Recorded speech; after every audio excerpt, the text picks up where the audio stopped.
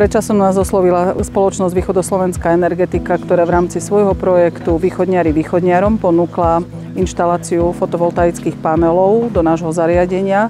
Veľmi nás to potešilo, keďže nám to pomôže znížiť prevádzkové náklady a potešilo to aj našich prijímateľov, keď sme im to vysvetlili, pretože užívajú rôzne pomôcky, rôzne prístroje.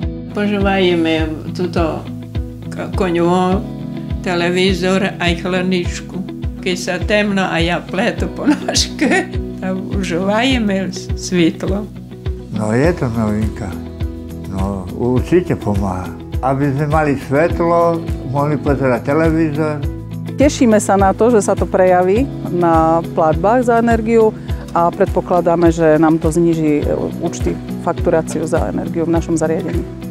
Vďaka spoločnosti Východoslovenská energetika ten proces, ako sme dospeli k dnešnému dňu, bol veľmi rýchly, veľmi jednoduchý a treba poďakovať aj nášmu Prešovskému samosprávnemu kraju, ktorý veľmi urgentne opravil strechu, na ktorú sme to mohli inštalovať.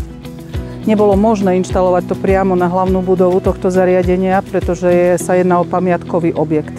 Sú veľmi šikovní, ide im to od ruky a my sa tešíme, že je to také rýchle a že to bude čím skôr hotové.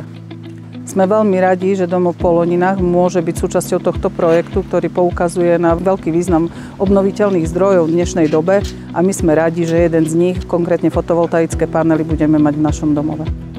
Naše zariadenie leží v obci Nová Sedlica, ktorá je najvýchodnejšou obcou na Slovensku. Zároveň je to jedna z najvýchodnejšie postavených budov.